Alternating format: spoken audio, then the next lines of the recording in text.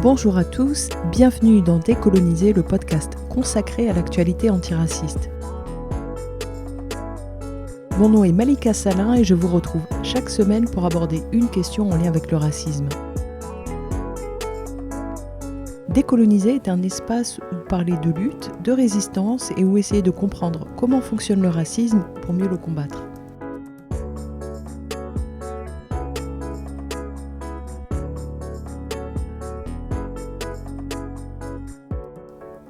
La semaine dernière, nous nous sommes arrêtés à la période où l'État essaie de démanteler les bidonvilles qui sont assez nombreux sur le territoire français.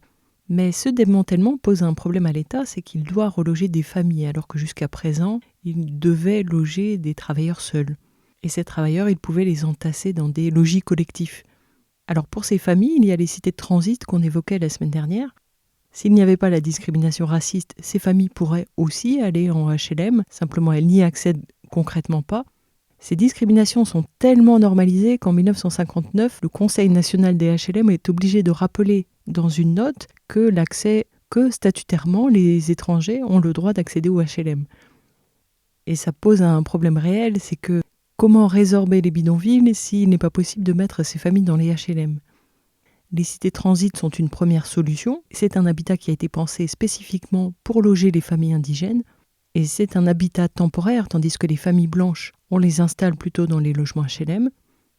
Et accueillir des Algériens dans les HLM, à cette époque-là, c'est même pas la peine d'y penser. Dans les années 60, la Sonacotral a du mal à trouver des terrains pour construire les foyers de travailleurs immigrés. Elle va avoir l'idée de construire des ensembles qui mélangent HLM de type logis, foyer de travailleurs immigrés, centre social. La Sonacotral fait une proposition qui implique une population mixte, donc ça passe mieux. Ça lui permet de décrocher des terrains. Parce que la cité de transit ou le bidonville, c'est vu par la société comme des endroits qui concentrent des indigènes. Et ça crée une sorte de peur panique, le ghetto d'Algériens, le ghetto de Nord-Africains. Sauf que hier, la règle, c'était de maintenir les Algériens entre eux, dans un ghetto hors de vue des Français. Comment est-ce qu'on est passé à l'idéal inverse ? Pourquoi est-ce que tout d'un coup, ça devient exactement la chose à éviter ? Pourquoi est-ce que la mixité, ça devient le nouvel impératif ? Peut-être parce que dans l'inconscient des Français, à partir de cette décennie-là, des Algériens qui vivent entre eux, c'est synonyme d'organisation politique. Si on les laisse entre eux, ils vont s'organiser, et il y a un moment où ça va devenir dangereux pour notre pays. C'est peut-être même complètement inconscient. Mais c'est une explication plausible de ce retournement. Au lieu d'assumer qu'il discrimine, l'État rationalise. C'est un peu toujours la même recette, c'est-à-dire qu'il y a ce discours qui dit qu'on est obligé de discriminer à cause de ce qu'est l'indigène. S'il était différent, on n'aurait pas besoin de le contrôler, de le réprimer. Donc dans ce cas précis, pourquoi est-ce qu'il ne faut pas trop d'Algériens dans les HLM ? Parce que leurs familles sont trop nombreuses, parce qu'ils sont trop bruyants, parce que leurs salaires sont trop bas, etc. De ce point de vue-là, rien de nouveau, la perspective toujours est renversée. Ce n'est pas la discrimination, le problème, c'est l'indigène, et ce qu'il est. Alors pour inciter à attribuer des logements tout en calmant cette peur panique, viendra l'idée d'imposer des quotas de 15% d'Algériens dans les HLM. Mais ce pourcentage peut atteindre 30% dans les logicaux lyonnais. Là, on suit vraiment la logique de la dispersion, c'est-à-dire diluer une population. Si on les laisse entre eux, ils vivent à leur manière, et ça, c'est très dangereux. La dispersion de cette population, c'est la première étape vers l'assimilation. Après l'indépendance algérienne en 1962, la Sonacotral devient la Sonacotra et s'occupe désormais de tous les étrangers. Elle va également récupérer la charge de loger les harkis. Pour les harkis, le quota qui sera fixé sera de 30%. Pourquoi est-ce que le pourcentage est plus élevé ? Est-ce que c'est parce que les harkis ont déjà donné des gages d'assimilation ? En tout cas, on est déjà clairement dans un système de quotas. Quotas indexés sur le niveau de dangerosité supposé de telle catégorie. C'est aussi un système qui va mettre en concurrence les étrangers parce que désormais, dans les 15%, il y a différentes nationalités. Les Italiens et les Espagnols étant les chouchous pour les raisons vues la semaine dernière, les non-blancs et les Portugais vont passer derrière. Ça ira quand même un petit peu plus vite pour nos cousins portugais, mais dans le même temps, eux, les HLM, ça ne les intéresse pas. Forcément, ils préfèrent les appartements dans les vieux immeubles ou les pavillons à retaper ou encore les loges de concierge. En tout cas, la France a des décennies d'expérience en matière de ségrégation et de gestion de populations différentes. Là-dedans, la constante, c'est que si les indigènes sont moins bien traités, c'est toujours à cause de ce qu'ils sont.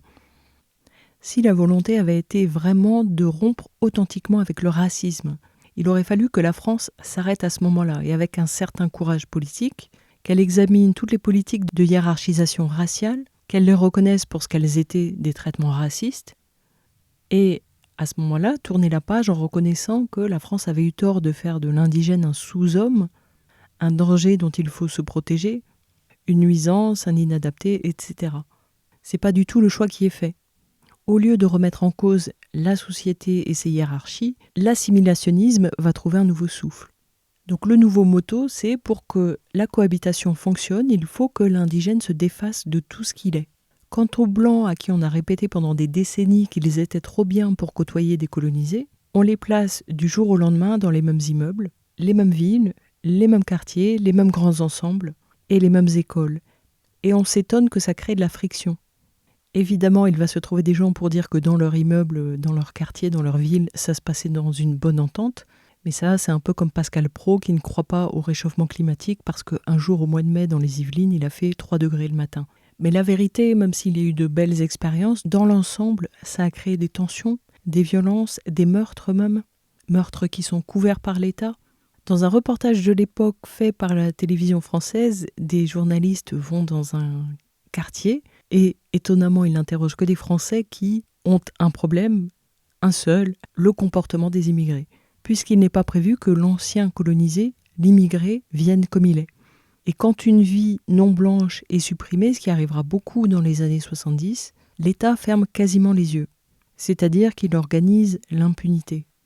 L'État qui lui-même a présenté l'Algérien comme une menace pendant des décennies, il ne porte plus ce discours officiellement, mais c'est sa population qui l'a repris à son compte et qui même lui donne réalité via ses milices ou ses ratonnades.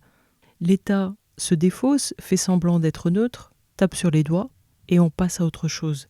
Mais la représentation que l'État a diffusée de l'indigène pendant des décennies, elle ne disparaît pas parce que l'État cesse, elle est simplement endossée par d'autres acteurs. La représentation de l'arabe voleur, violeur, agresseur, feignant, menace démographique, etc., elle est encore bien vivace. Simplement, elle est endossée par d'autres acteurs. Les Blancs craignent aussi l'indigénisation, comme ils ont été éduqués à le faire. L'indigénisation, c'est ce qui arrive à celui qui côtoie de trop près les indigènes. Sa valeur se dégrade. C'est pourquoi dans les grands ensembles, l'école va devenir un problème. Il y a dans certaines écoles jusqu'à 70% d'immigrés, alors qu'un instituteur déclare à l'époque dans un rapport officiel que le maximum supportable serait 25%. Donc, les ménages français déménagent pour mettre leurs enfants ailleurs. Pour eux, la cohabitation est impossible. L'école n'a pas changé, l'instituteur n'a pas changé, les enseignements n'ont pas changé. C'est simplement la cohabitation qui fait que dans leur esprit, leur traitement se dégrade. À cette époque-là, il est commun de parler de seuil de tolérance. Parfois même, c'est au niveau de la commune qu'on mesure le taux d'étrangers. Les habitants font des pétitions pour refuser la construction de foyers de travailleurs immigrés. Tel conseil municipal pourra faire une déclaration de saturation d'étrangers. Mais ne nous y trompons pas, c'est une présence qui a toujours été insupportable. Elle l'était dans les années 30, elle l'était dans les années 50. La différence, là, c'est que ça devient un problème politique de premier plan. Après, le fait de ne pas supporter cette présence, c'est une constante qui appartient à la société française. Mais comme elle se défausse sur les indigènes, alors systématiquement on met la focale sur l'indigène, son comportement, ses erreurs, ses incapacités. Et non seulement on observe l'immigré, mais en plus on met sur ses épaules la responsabilité du problème. C'est à lui de changer. Ce n'est pas à la société. En 1974, plusieurs dizaines de foyers Sonacotra se mettent en lutte. Ils protestent contre les conditions de logement, contre la cherté des loyers et contre les règlements militaires qui leur sont imposés. Une coordination de lutte se met en place et c'est une lutte qui va durer 6 ans. Elle se terminera par des arrêtés d'expulsion et par des saisies sur salaire, et la plus spectaculaire de ces expulsions, ce sera celle de Garges-les-Gonesse, le 22 juin 1979. On peut quasiment parler d'opération militaire, elle a été préparée pendant 3 jours par le préfet. Ils ont mobilisé 1000 CRS pour expulser 250 habitants du foyer. La couverture de l'épisode d'aujourd'hui a été prise ce jour-là par le photographe Sebastião Salgado. En 1975, ce sont les premières installations massives d'Algériens à la Courneuve, Stein, Aulnay-sous-Bois, de Marocains à Poissy, Trappes, de Turcs, d'Africains subsahariens, etc. Désormais, ce sont des familles qui s'installent. Et ça, c'est une réalité nouvelle. La ségrégation va quand même s'organiser de fait par le départ progressif des familles blanches. Eux partent aussi parce que ça manque d'activité pour les enfants et pour les jeunes, et parce que, à cette époque, les politiques incitent les Français à investir dans des pavillons. Donc on se trouve progressivement dans des ensembles à majorité non blancs. Et les politiques d'exception qui hier étaient rattachées à des populations spécifiques, les Français musulmans d'Algérie, elles vont évoluer dans la forme. C'est désormais le quartier d'habitation qui fait le périmètre de ces politiques spécifiques d'accompagnement social. C'est en 1977 la mise en place du comité Habitat et Vie sociale qui relève déjà de la logique de la politique de la ville avec des actions transversales qui relèvent de plusieurs ministères et qui sont appliquées à des quartiers précis. Au passage, c'est aussi à cette période que naît la tendance des maires à privilégier les opérations immobilières lucratives au patrimoine local, cette mauvaise habitude qui a créé l'homogénéisation des villes et qui fait que, à part les centres historiques muséifiés, beaucoup de villes françaises se ressemblent. C'est pour suivre cette logique que petit à petit, les poches d'habitat immigrés ou très pauvres dans les centres-villes vont être démolies pour laisser la place, par exemple, à des centres commerciaux comme ça a été le cas à Lyon ou à Toulouse. Ce qui va avec, évidemment, ce sont des expulsions forcées.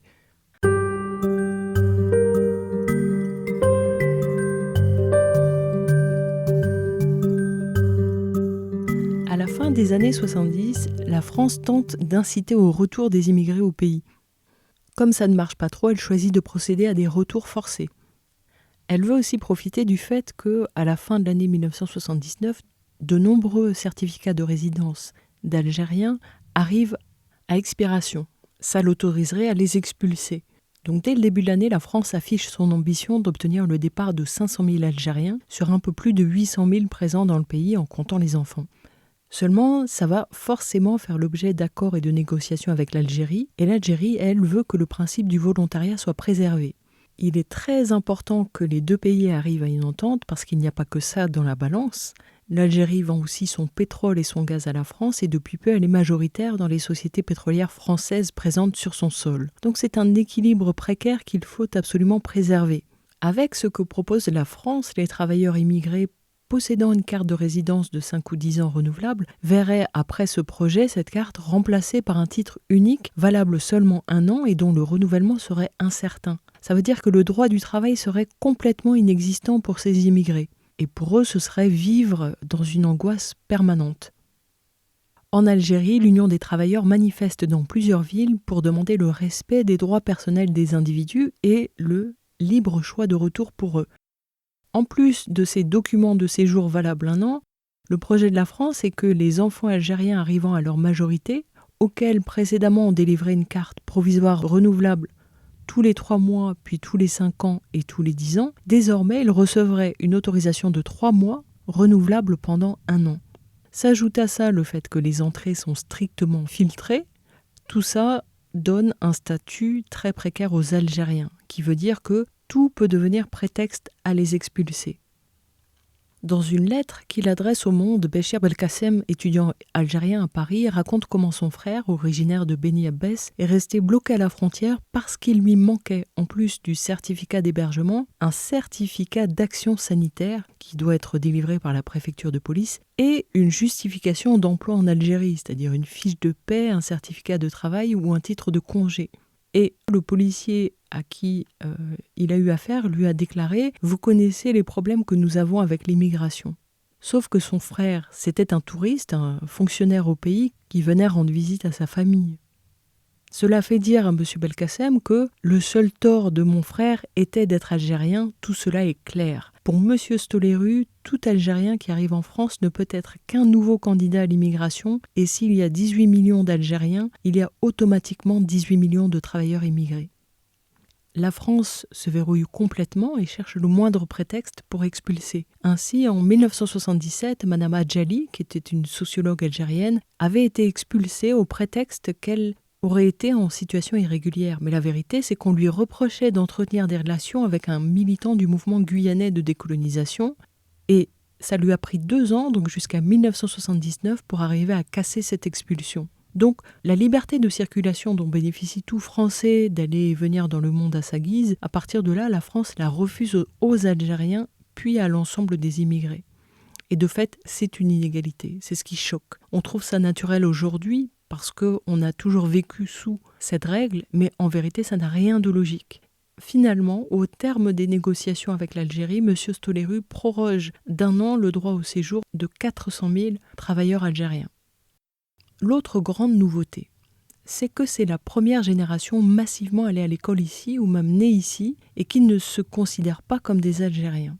Dans leur esprit et dans l'esprit de leurs parents, ils sont des Français de culture, pas forcément des Français de nationalité.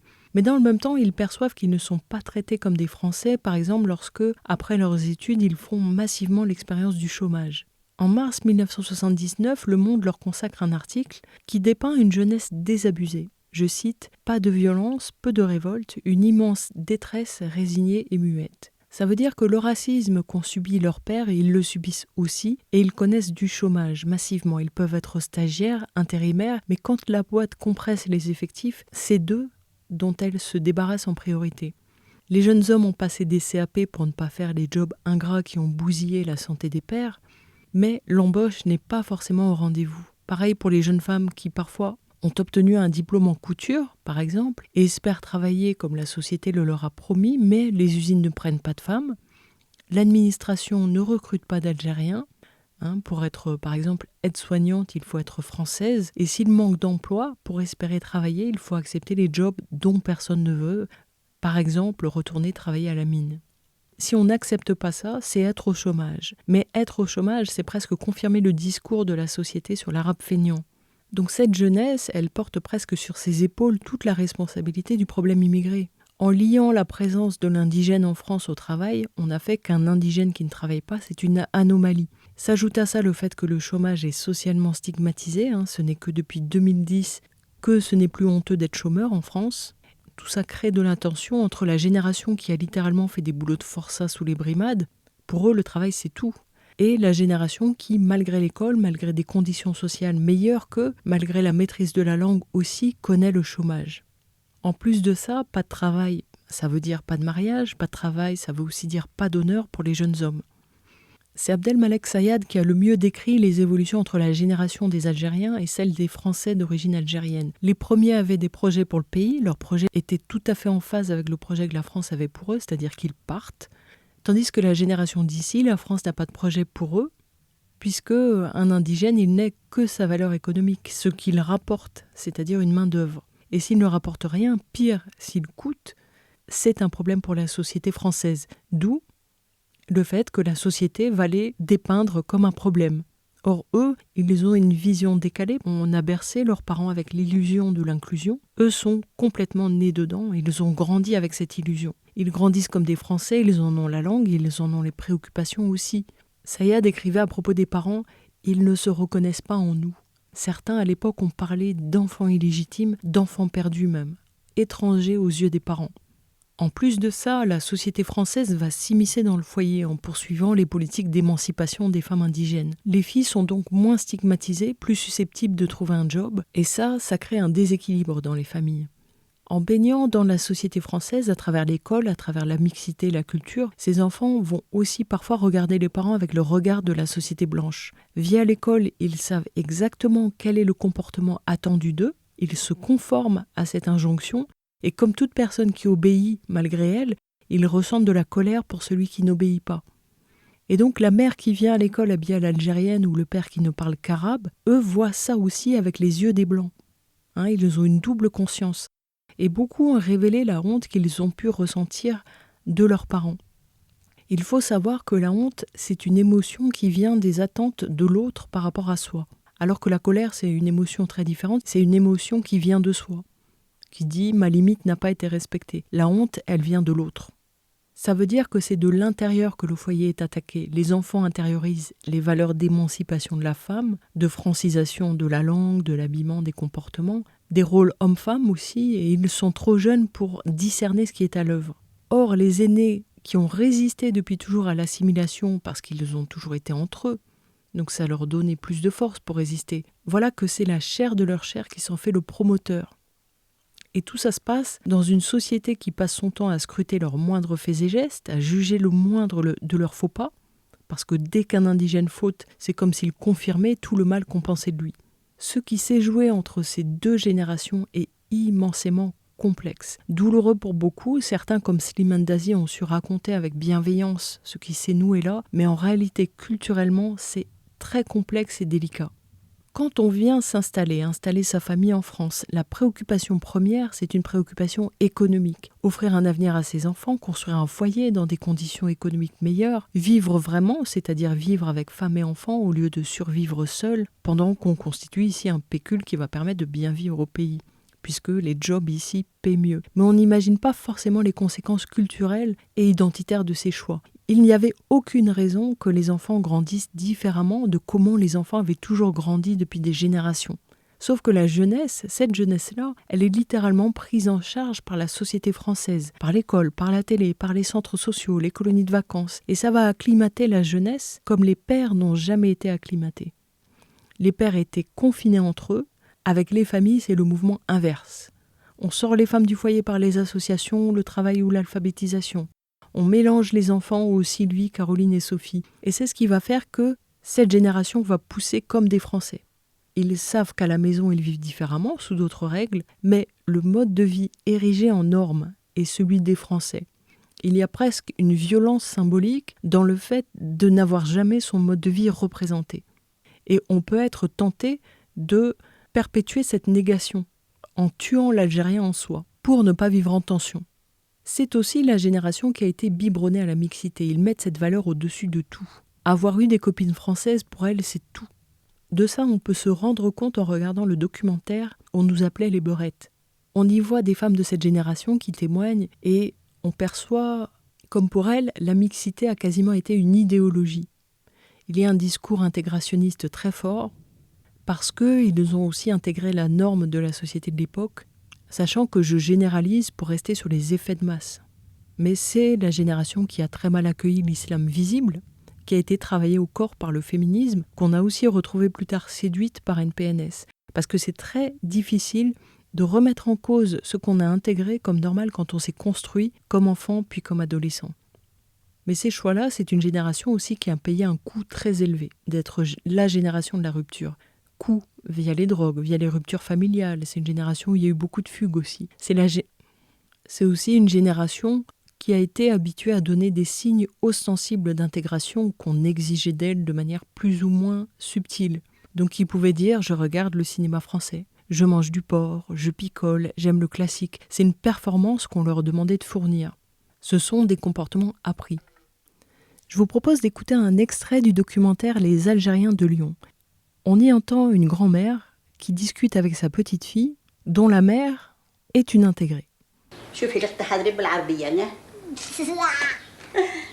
parles rien que le français, il faut que tu apprennes à parler aussi l'arabe.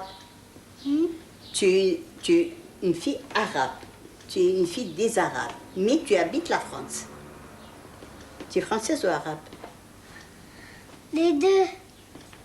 Les deux, les françaises et arabes. Yeah. Voilà, je rentre dans une boulangerie pour acheter du pain.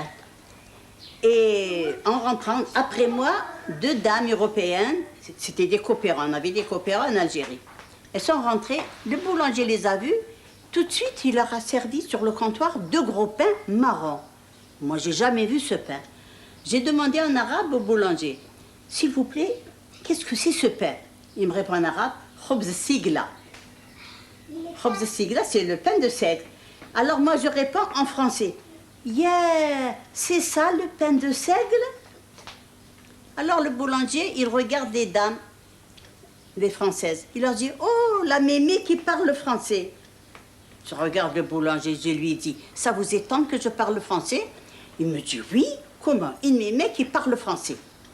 Je lui dis, écoutez, fiston, À l'époque où moi, la mémé, je suis née, il y avait déjà la France qui avait planté ses racines dans le sol algérien. Si je parle français, c'est que j'ai vécu au milieu des Français et j'ai étudié le français. Et si j'ai demandé après ce pain, c'est que souvent j'ai entendu parler, mais c'est la première fois que je l'admire. Alors la dame, elle me dit, « Madame, où vous avez entendu parler de ce pain ?» Je la regarde un moment et je lui dis, « C'est Victor Hugo qui parle dans ses œuvres. » Je vais vous citer un petit paragraphe d'une poésie. « Ces pauvres orphelins qui grelottaient de peur et de froid dans la nuit noire et qui sont nourris que d'un morceau de pain de seigle qu'on appelle le pain noir. » Victor Hugo.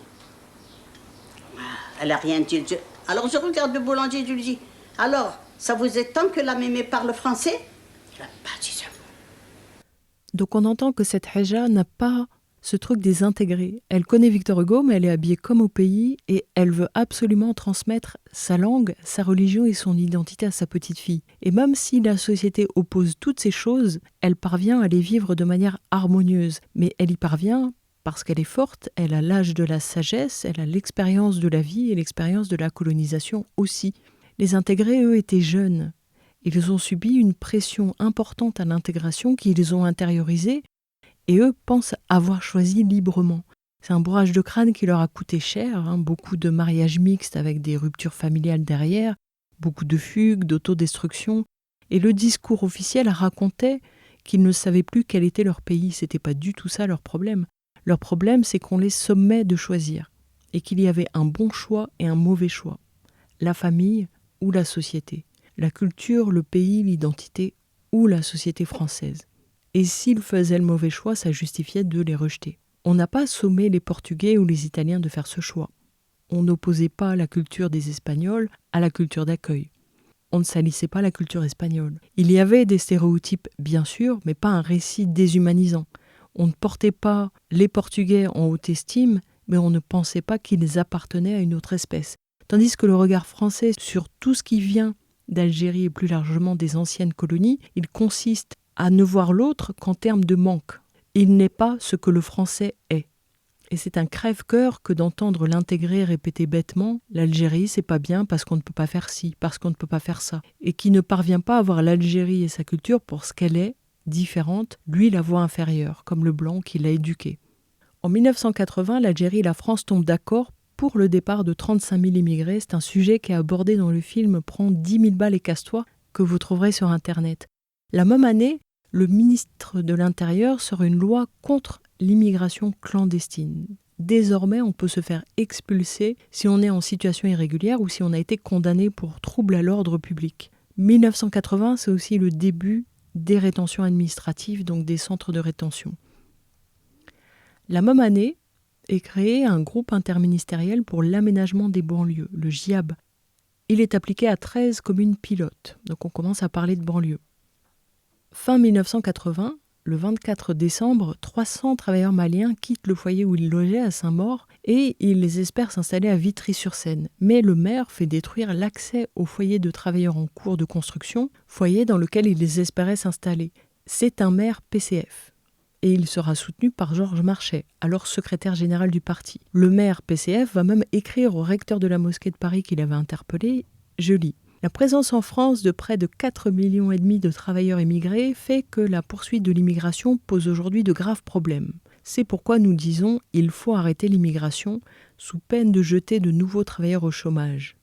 Je précise bien, il faut stopper l'immigration officielle et clandestine, se trouve entassée dans ce qu'il faut bien appeler des ghettos, des travailleurs et des familles aux traditions, aux langues, aux façons de vivre différentes. Cela crée des tensions et parfois des heurts entre immigrés de divers pays. Cela rend difficile leur relation avec les Français. Quand la concentration devient très importante, la crise du logement s'aggrave, les HLM font cruellement défaut et de nombreuses familles françaises ne peuvent y accéder.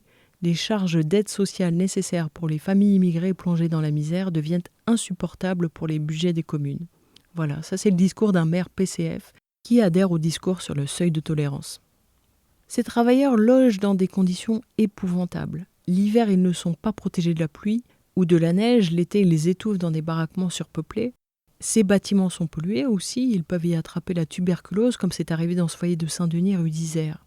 Donc on a des Maliens, des Algériens, des Marocains, des Tunisiens qui habitent des bâtiments parfois non prévus pour loger des humains et où l'électricité peut être défectueuse, donc très dangereux, mais c'est tout ce qu'ils parviennent à se payer. Cet événement de Vitry-sur-Seine, Mitterrand va l'exploiter pour abattre à lui le vote acquis au PCF. On va bientôt goûter à la socialiste touch qui est de l'enfumade très sophistiquée, c'est-à-dire que l'idée est de présenter la gauche comme favorable à l'immigration, du moins dans le discours, en faisant des promesses de type le droit de vote aux étrangers. Et puis il arrive toujours une bonne raison de ne pas tenir ses promesses. Et puis évidemment, l'autre problème auquel la jeunesse de l'immigration fait face, c'est le traitement policier et la répression. De ce point de vue-là, il n'y a aucune rupture. Par exemple, avec les contrôles d'identité, jusqu'aux années 80, les contrôles de police devaient obligatoirement être faits dans le cadre d'une enquête, donc basée sur un soupçon. Évidemment que la police ne se contentait pas de ça, mais ça la plaçait dans l'illégalité. La police va donc faire pression pour obtenir un cadre moins contraignant qui lui permettrait de contrôler plus largement. Elle va l'obtenir avec la loi Sécurité et Liberté de février 1981. Cette loi vient répondre à leurs attentes. Désormais, ils ont toute liberté pour contrôler, par exemple, pour prévenir une atteinte à l'ordre public ou à la sécurité des biens et des personnes. L'ordre public, normalement, c'est ce qui relève de la tranquillité, la salubrité, la sécurité. Donc c'est vrai que là, ils peuvent interpréter largement l'autorisation qu'on leur donne. Ils ont aussi le droit de traîner au poste quiconque ne justifie pas son identité pour maximum 6 heures. Donc ça vient concrètement légaliser les contrôles intempestifs. Et c'est très difficile d'imaginer que ça n'a aucun rapport avec le fait que sur tout le territoire, des immigrés et des descendants d'immigrés désormais circulent librement et qu'en plus la France a pour projet de se débarrasser d'une partie d'entre eux. Depuis que les Blancs et les non-Blancs cohabitent, ce n'est jamais arrivé sans que l'État trouve un moyen de contrôler notre relative liberté de circulation. Ensuite, ce qu'il faut avoir en tête, et dont vous vous souvenez peut-être, c'est que la dernière fois que la France a essayé de se débarrasser d'une partie des indigènes indésirables en métropole, la première population qu'elle a ciblée, c'était les détenus et les anciens détenus. Ça veut dire quoi ? Ça veut dire qu'un arabe criminel, eh bien paradoxalement, en 1980, c'est un bon arabe pour la France, parce que c'est un arabe qu'on va pouvoir renvoyer au pays. Mitterrand est élu au mois de mai. Il devient président de la République, les politiques de retour et la loi Bonnet sont remises en cause. Comme ça, il peut dire qu'il défait les lois liberticides mises en place par la droite. Il régularise 131 000 sans-papiers qui ont démontré qu'ils étaient présents en France depuis le début de l'année et qu'ils avaient un emploi stable d'au moins 1 an. Mais tout ça, il le fait par calcul pour exploiter le racisme et le sentiment anti-immigré qui va fragiliser son principal adversaire électoral, le RPR, en faisant gonfler le vote Front National. Parce que concrètement, sous gouvernement socialiste, la situation des étrangers ne va pas s'améliorer. Quand les Algériens viennent en France, ils doivent, en plus du passeport, présenter un billet retour qui garantit qu'ils retourneront au pays, et on les surveille comme le lait sur le feu. Quant à ceux qui vivent ici, ils continuent d'être davantage touchés par le chômage.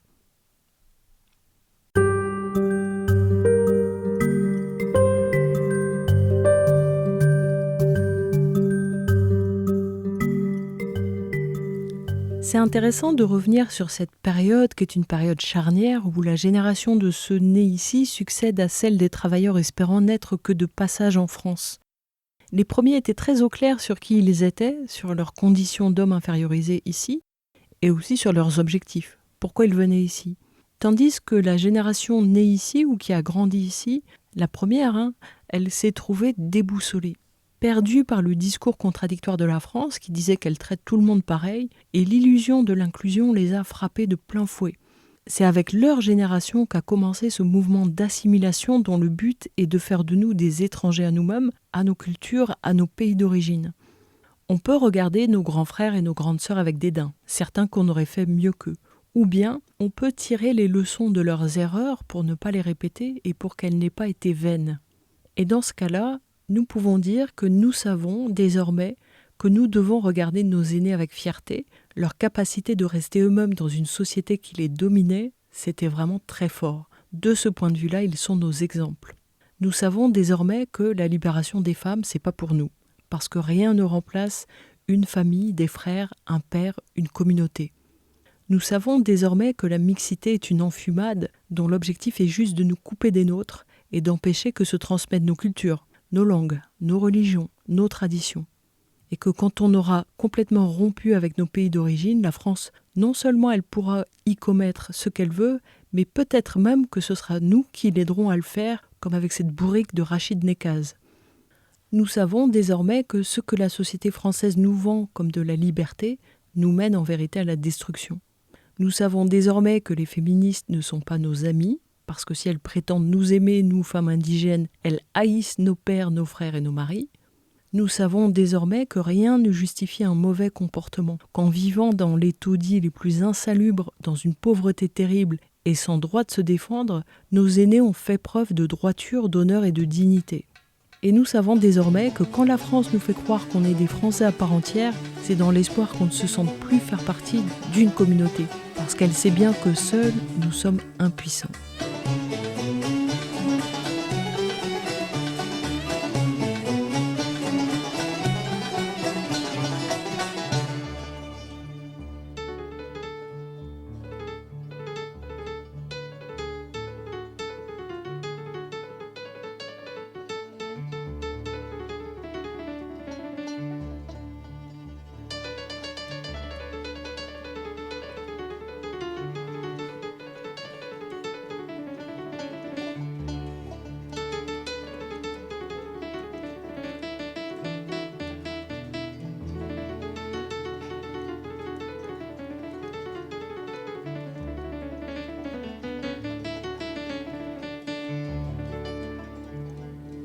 عليكم مني سلام الله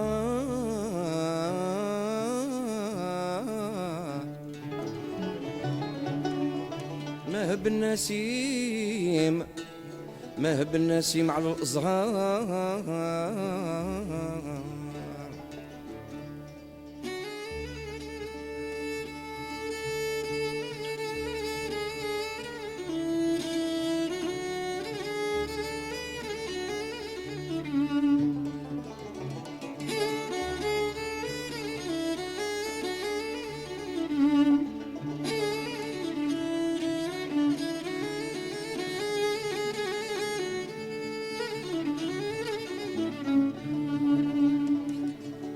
عليكم مني رحمة الله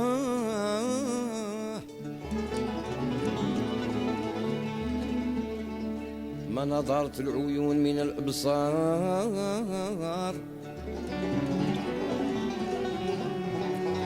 واجب عليكم استغفر الله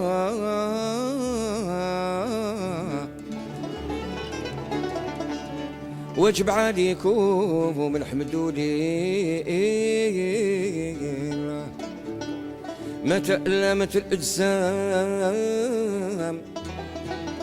ما تألمت الأجسام من الأقدار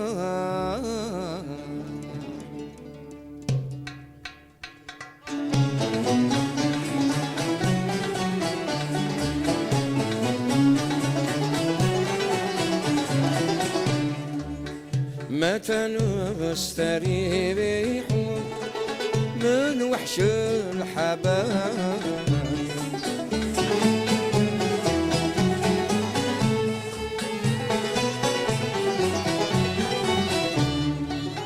وشابون مليح وتخدع له الركايب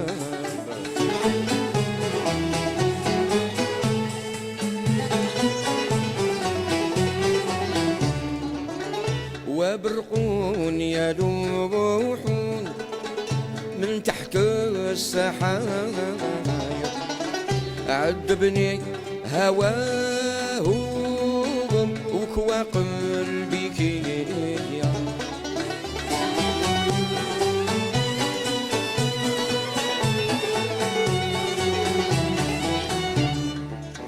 عذبني هواهم وقلبي كيا والله لا ننساهم ما هانوا عليا والله ما ننساهم ما دامني في الدنيا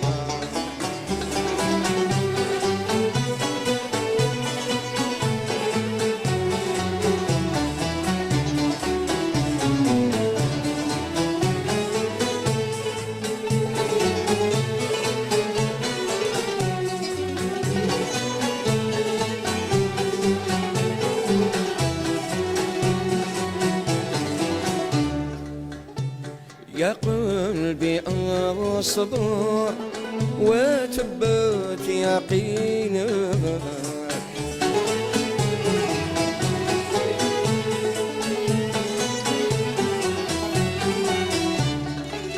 كل شي مقدر يوم مكتوب في جبين.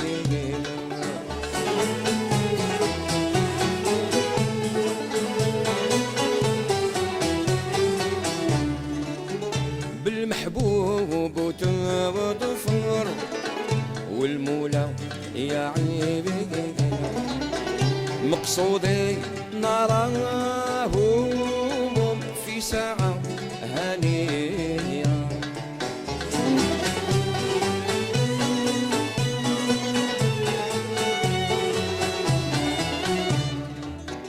مقصودي نراه في ساعة هنية والله لا ننساه ما هانوا عليا من قلبنا ننساه ما دمنا في الدنيا.